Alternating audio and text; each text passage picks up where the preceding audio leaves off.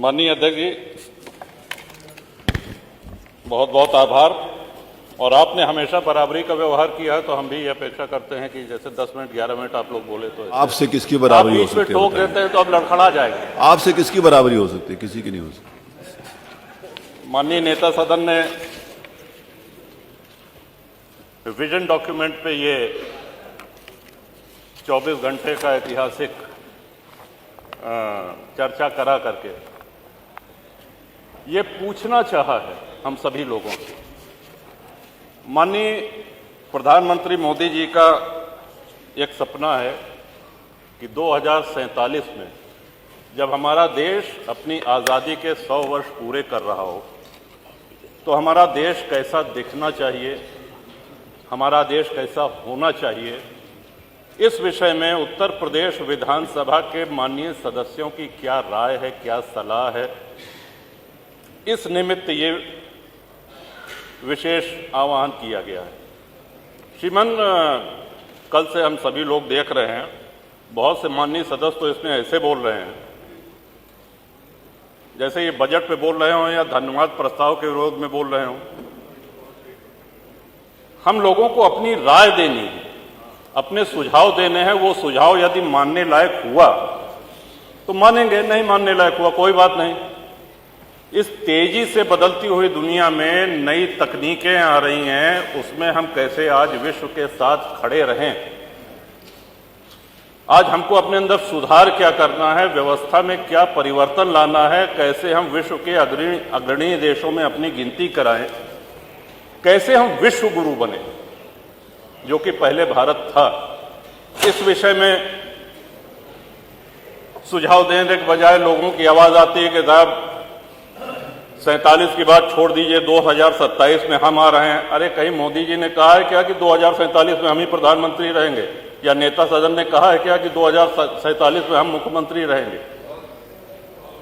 Party और नेता आएगी जाएंगी, राष्ट्र का एक दृष्टिकोण होना चाहिए, एक लंबी लॉन्ग टर्म प्लानिंग होनी चाहिए ताकि हमारे देश की उन्नति हो सके और हम एक विश्व के अग्रणी राष्ट्र में अपनी गिनती करा सके। इसलिए ये सदन है।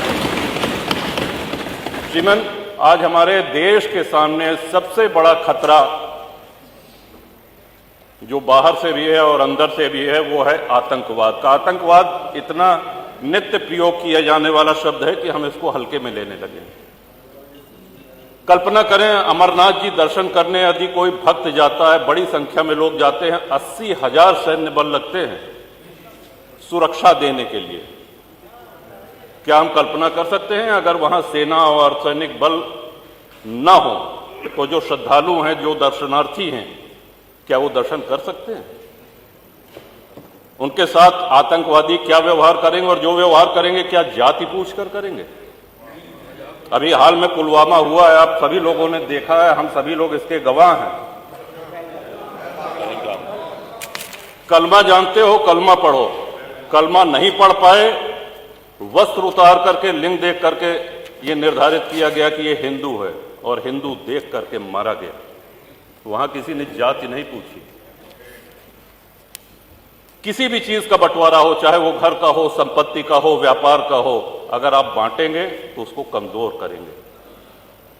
श्रीमान, भारत सबसे बड़ा विश्व का आबादी वाला देश है, सबसे बड़ा लोकतंत्र है, और इसका बहुत बड़ा श्रेय इसमें जाता है कि बहुसंख्यक हिंदू समाज यहां रहता है। जिन देशों में संविधान लागू है, विश्व के जिन देशों में संविधान लागू है, जहां राजतंत्र है, सुल्तान है बैठे या कोई तानाशाह है, उसकी हम बात नहीं कर रहे हैं। जिन देशों में संविधान लागू है, समय के साथ देश काल परिस्थिति के अनुसार संविधान में संशोधन होते रहते हैं। लेकिन जिन देशों में संविधान लागू है, क्या कहीं उसका प्रिएम्बल, क्या कहीं उसकी प्रस्तावना बदली गई है? विश्व में एक भी देश ऐसा नहीं है जहां प्रस्तावना ही उठा के बदल दी जाए। संविधान शिल्पी बाबा साहब अंबेडकर, संविधान सभा के अध्यक्ष बाबू राजेंद्र प्रसाद, पंडित जवाहरलाल नेहरू, सरदार पटेल, सरोजनी नायडू जी, कृपलानी जी, ऐसे ऐसे विद्वानों ने मिलकर के हमारे संविधान की रचना करी और उसकी प्रस्तावना को ही 1976 में इमरजेंसी में, आपातकाल में, एक झटके में, जब देश में लोकतंत्र नहीं था, बदल दिया गया। इवन बाबा साहब अंबेडकर उस वैद्य की तरह हैं जो एक बहुत बड़ा वैद्य कोई औषधि दे। अब आप पहुंच जाइए बीच में कि नहीं साहब इनसे बड़े तो हम वैद्य हैं, इन्होंने क्या कहा, ये गर्म पानी के साथ लेना है, गर्म नहीं ठंडे दूध के साथ लो। कहने इसमें क्या है, कहने इसमें अदरक मिला दो, इसमें क्या है, लहसुन प्याज मिला दो। तो जो वैद्य ने दवा दी है उसकी तो ऐसी तैसी हो गई। इतने बड़े, और 2047 में सबसे जरूरी है भारत की जनता को जागरूक करना। लोकतंत्र के साथ जब भी कुठाराघात होता है, जब भी उपहास होता है लोकतंत्र का, जनता को बोलना पड़ेगा, बोलना पड़ता है। नेता कितना भी मजबूत हो, राष्ट्र कितना भी मजबूत हो, लेकिन राष्ट्रवासी वो जागरूक हों, मुखर हों। और इसके पीछे शिक्षा प्रणाली एक बहुत बड़ा कारण है। मैकाले की शिक्षा प्रणाली ने हमको हीन भावना सिखा दी है। आज हमारे गुरुकुल बंद हो गए हैं। धीरे धीरे ये प्रयास हो रहा है कि हमारा गौरवशाली इतिहास आज हमारे बच्चों तक पहुंचे और उसके लिए इंटरनेट जैसी कई सुविधाएं उपलब्ध हैं। श्रीमान, भारत में लगभग हर प्रमुख धर्म का व्यक्ति रहता है। हिंदू हैं, मुसलमान हैं, सिख हैं, ईसाई हैं,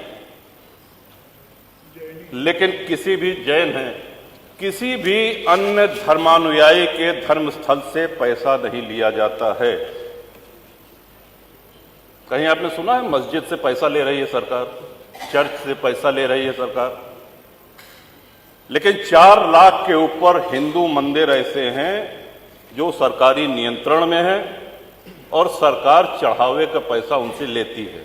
जो भक्त जाता है, जो दर्शनार्थी जाते हैं, वो ईश्वर के प्रति अपना समर्पण करते हैं। सरकारी नियंत्रण मंदिरों पर से हटना चाहिए। आपके माध्यम से, इस सदन के माध्यम से अपनी ये बात पहुंचाना चाहेंगे श्रीमान। और हमारा स्पष्ट मानना है, लोगों ने जापान की तुलना करी कि साहब जापान कभी किसी का गुलाम नहीं रहा, और जापान हो, यूरोप के कई देश हों, उनके साथ सबसे बड़ा फायदा जानते हैं क्या है? उन्होंने अपने आस्तीन में सांप नहीं पाले हुए हैं। हमारे आस्तीन में इतने सांप है कि हम अपने घर के सांपों से लड़े कि बाहर के दुश्मनों से लड़े। आपका इशारा हो गया श्रीमन, 2 मिनट। बहुत अच्छे हो, इशारा समझते हो। अंग्रेज जब भारत में आए, उसके पहले हमारी जीडीपी विश्व की जीडीपी के 30% से अधिक थी। पूरा व्यापार हम करते थे, और जब गए तो लगभग 1-1.5% बचे थे। हम कंगाली पे आ गए थे। अंग्रेज जब आए तो 60 से 70 हजार अंग्रेज सैनिक थे कुल, और उस समय अविभाजित भारत की आबादी 60 करोड़ थी। 1857 की गदर के बाद, स्वतंत्रता संग्राम के बाद, वो संख्या अंग्रेज सिपाहियों की 80,000 से 1 लाख हो गई। आप कल्पना करें, 60 करोड़ लोगों पर 1 लाख अंग्रेज सैनिक हुकूमत करते रहे, हमारा खून चूसते रहे। क्यों? क्योंकि हम मौन रहे, हम निष्क्रिय रहे। और आजादी के बाद भी हमको अहिंसा का एक ऐसा पुट पढ़ा दिया गया कि अहिंसा परमो धर्मा। हाँ ठीक है, अहिंसा परमो धर्मा है, लेकिन इसकी दूसरी पंक्ति है अहिंसा परमो धर्मा धर्म हिंसा तथैव च। इन्हीं शब्दों के साथ आपका आभार व्यक्त करते हैं श्रीमन। और कुंभ की चर्चा आई तो कुंभ में मैंने प्रवास किया श्रीमन। देश विदेश में कुंभ की चर्चा हुई, प्रशंसा हुई, और एक छोटे से छोटे सफाई कर्मी से लेकर के बड़े से बड़े अधिकारी ने अपनी पूरी ऊर्जा लगा दी। मैं समझता हूं कि इतने बार तुम माननीय नेता सदन गोरखपुर नहीं गए होंगे जितनी बार प्रयागराज गए हैं। सुबह न देखा न शाम देखा, हमेशा पहुंचते रहे।